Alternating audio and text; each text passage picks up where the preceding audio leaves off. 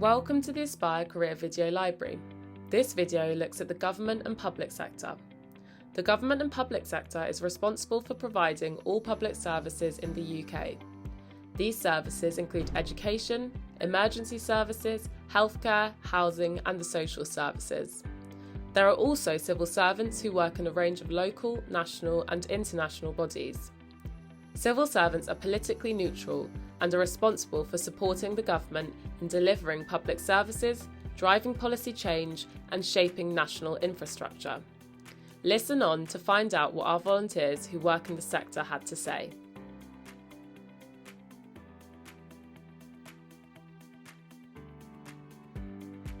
Hi, my name's Charlotte. I'm a recently qualified children and family social worker currently working for a local authority.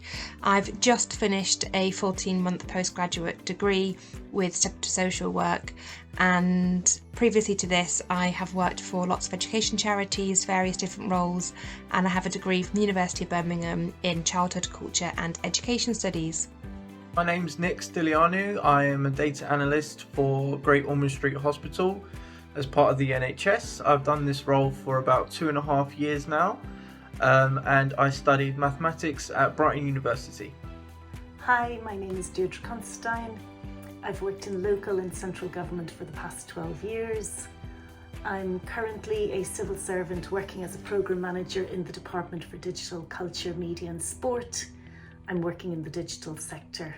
I studied computers and mathematics at a university in Ireland, and then more recently I did a Masters in Web Technologies at Oxford Brookes University. Hi, my name's Salman.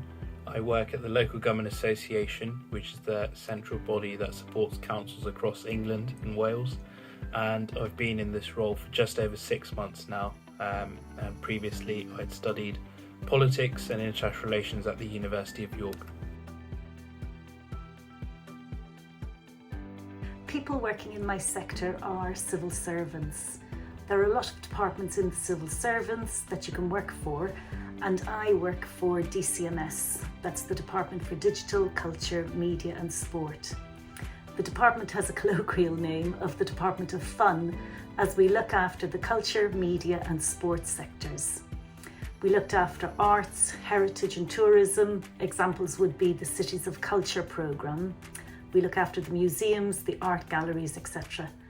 Under sport, we have responsibilities for running such events as the upcoming Commonwealth Games in 2022 and the Olympic Games in 2012. So people working as a children and family social worker are really just supporting children, young people and families who are going through quite difficult times, and it's just about supporting them to find different services to help them, providing emotional or practical support, and just really strengthening families, with the key focus being on keeping the young person, the children, safe and free from harm. So in my role as a data analyst, I'm part of a team of analysts, and we all cover different specialties within the team. My specialty is cancer, so as my role as the cancer data analyst, I oversee all the cancer patients that come in and out of the trust, make sure that their data is correct, prepare and validate their data for submission for national returns, and also for sort of side projects I kind of do statistical analysis on the patients, figuring out patterns and trends and things like that, and then within the team they cover other specialties as well. So people working within the local government sector, typically within my organisation, work in two different aspects. First being that of policy, which is to support the interests of local government by lobbying central government to either support policies that will enable more funding and more control in decision making for local authorities, whether that's how they might be able to keep more taxes that are raised through businesses, through what funding might be needed to fund long-term adult social care, and what support might be needed for national education.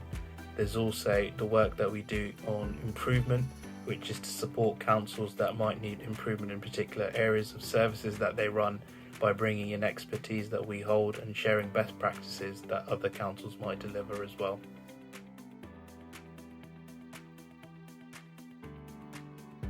how I became interested in the role actually goes back to my days of working for non-governmental organisations.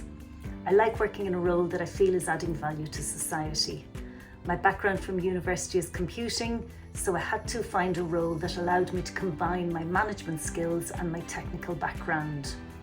The roles that I've been doing in the past 12 years combine these skills perfectly, as the government has been investing in large-scale infrastructure projects to develop the digital infrastructure of the country.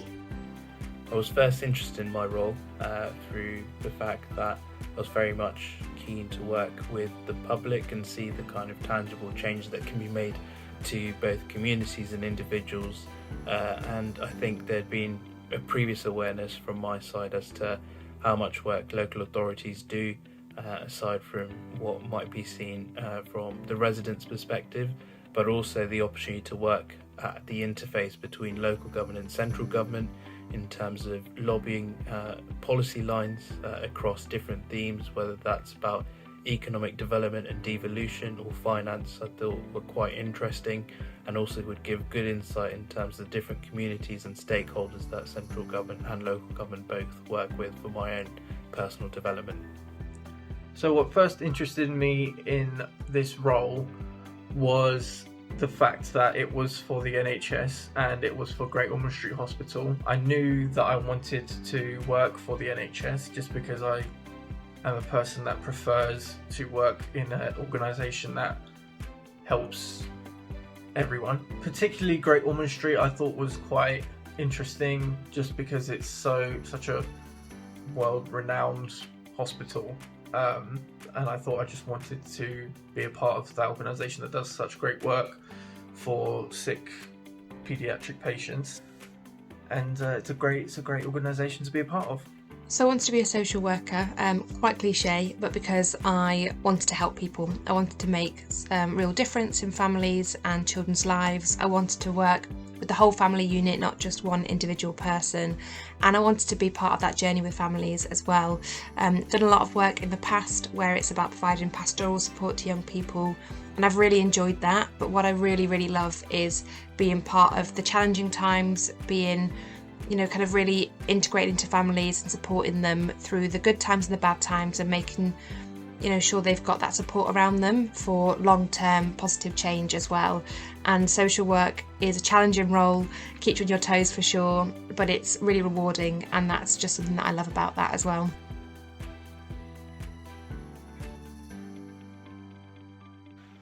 I would say the sort of person that is well suited to this role is someone who is easily adaptable, who can work well with a number of people with different backgrounds, both cultural and academic. I would probably just say good logistic skills, being able to think on your feet, finding solutions to problems in different ways. I'd say character traits, just be kind and, without sounding too cliche, just be nice to people and be understanding and always be supportive of every one of your team members and everyone outside of your team. Because in the NHS, we're sort of all in it together. I think to be a social worker, you need to have a lot of patience. You need to have tons of compassion and empathy, a lot of resilience, and bags of positivity. You can be working in some really difficult situations and some quite challenging times as well, so you need to have quite a thick skin, be willing to ask for support and guidance when you feel like you need it, and be able to learn from mistakes, be willing to take on feedback and reflect on what you've done and learn from that as well. But I think above anything, to be a social worker, you need to be a people person. It's about working with so many different people, different ages, different backgrounds, and being a good communicator, not just being able to speak, but being able to listen is so important as well, and it's a really vital skill for the role. So a person to be well suited to this role in working within the local government sector is someone who enjoys working with groups of people with various different backgrounds and enjoys building relationships with them, or is comfortable building those relationships. And it's particularly important, especially when a lot of work is done through outside organisations and in partnership, collaboration with different government departments and charities, and also being able to problem solve and provide unique solutions when tried and tested methods might no longer work, as well as for adapting to the future of the economy and how local authorities might want to structure themselves is definitely a good and useful skill to have.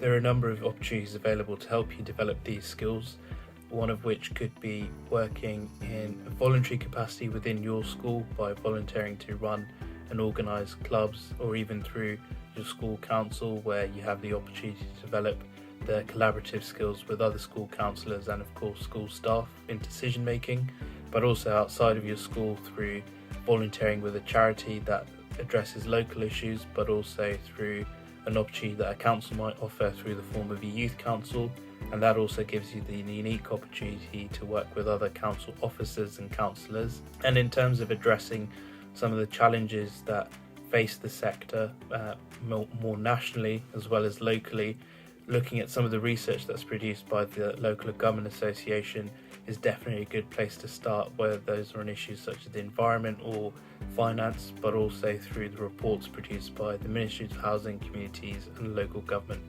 If you're planning to go to university, then consider the Civil Service Graduate Scheme once you leave uni. If you're not considering university, then start watching the Civil Service Jobs website now for vacancies that you might be interested in. Look at the specifics of those vacancies and make sure you are developing the skills for the roles that you are targeting. DCMS, where I work, is a very inclusive, diverse organisation, and they don't just pay lip service to their inclusion and diversity policy. They actively ensure it is embedded in our work and recruitment, which is really encouraging. I think a lot of the skills that you need for social work you can really develop just in your everyday life. It's a lot about working with people and listening to people, so being genuinely interested in them, being curious, asking questions, not just talking, but what are they saying to you, really developing those listening skills and knowing when it's about them and it's not about you. You don't always need to be giving advice. That's a really key skill to develop that's very easy to do around us. Also, a lot of organisations, so kind of managing your time better, like using calendars, using diaries, whatever it might be, trying to kind of figure out your social events, just getting better at organising that time and having things planned properly as well.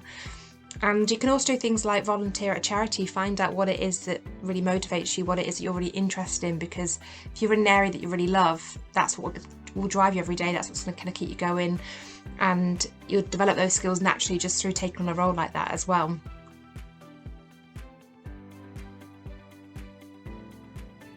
So to become a social worker, you do need to have a degree in social work. So you could either do it at a bachelor, so undergraduate 3-year degree as a social work student, or you can do something kind of different initially, like I did. So I had an education degree, and then later on you can do a master's or a postgraduate, which is like a higher level, and study it that way instead. So I did A-levels in sociology, psychology, photography and English combined. I then went to university, did an undergraduate degree in education studies, and then after a few years of working I did a fast track postgraduate degree on a course called Step Up to Social Work, and that's how I've qualified. You can also do other routes, like there's one called Frontline, there's also one called Think Ahead, and take different avenues into that, but to qualify you do need a degree in social work. So the qualifications I needed for this role weren't actually specific to my background. It was just sort of a basic knowledge of Excel, some experience with Microsoft Access, and just sort of the basics of how to do data analytics, which most people can learn on the job. So the only qualification required for this role is an undergraduate degree, and this can be in any subject. I myself studied politics, but some of my colleagues have studied psychology, finance and history, and more importantly it's the skills and your enthusiasm for helping address these issues, whether that be through the local work a council might do, but also through the national voice that we represent through the Local Government Association, and also being able to propose unique solutions to long-standing challenges, where there could be around the difficulty in housing nationally or the quality of healthcare for elderly residents in care homes across the country. For my role, you needed a degree and then professional qualifications as a project and then a programme manager. You can gather the professional qualifications in the workplace. My employer supported me in getting these, Prince 2, managing successful programmes, etc., which are all industry recognised qualifications. It isn't necessary for every job in the civil service to have a degree, but it does help to progress into management roles. Something I wish I knew when I was at sixth form would be that it's okay to not have a plan. There's so much pressure on you when you're in sixth form to be figuring things out, to be thinking about your future plans and your jobs and what you want to be doing with your life, and it can be really stressful. And actually, it's really good to know that you don't have to have a plan, and it's okay not to have it all figured out. You know, there's so much time in your life to get there and to decide what you want to be doing, and I think I wish I'd known that it's okay to be making mistakes and to learn from those mistakes and to figure things out and to get, you know, new experiences and explore lots of things, because actually having a job that you really enjoy and that you really love is so important, and it is worth taking the time to get there. And rather than rushing it all and feeling stressed about making that plans, you know, I wish I'd known that it's okay to not know, so I could just enjoy that experience with a little bit more pressure off and just figure it out as you go as well, because, you know, you'll get there and it's all right to make mistakes along the way. I wish I knew that there were options other than going into finance or sort of banking and things like that when you have the degree that I have. I do feel like money is a big thing that drives people's decisions to go for a job role, and that was never my sort of forte. I was always just wanted to work for a company that I respected and would respect me back and would care about me as an employee, which the NHS do. So I wish someone told me that I could work for the NHS from the get-go. So one thing that I know now that I wish I knew back in sixth form was definitely using a lot of my time during holidays or the summer holidays to look at more professional experiences, whether that be through work experience or in a volunteering capacity, to try and get more familiar and comfortable with working in a professional environment, but also through the hands-on experience of the interview process. And that definitely helps put your best foot forward, especially in university when the competition for internships and work experience grows significantly, and hopefully having that professional experience under your belt beforehand will help you be a lot more confident and comfortable with that interview process, which tends to be a little bit longer, and also helps you reflect a bit more in terms of the skills that you might be able to demonstrate in a workplace that would be more translatable across different types of sectors. There are a lot of things that I know now that I wish I knew when I was in sixth form. I think one of my major lessons from life has been that doing small amounts of work regularly and consistently really does pay off. I was a terrible crammer when it came to exams, both in school and in university. Party life until about 3 months before the exams, and then cram. I have a garden now, and I've learned that looking after plants really does educate you about life.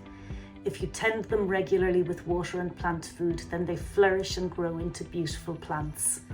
But if you ignore them for months and then overwater and overfeed them, they don't flourish. Sometimes the plants even die. So I would say apply that to your studies. Study regularly, attend your classes, do regular small amounts of work throughout the year, and at the end of the year, it really does pay off. Thank you to all the volunteers who took part in this video. If you want to explore different career options, you can view more sector videos from our career video library on our website, aspire.upreach.org.uk. If you're planning to go to university, you can also use this website to register for career support, worth £2,700 during your degree. Check your eligibility and register today.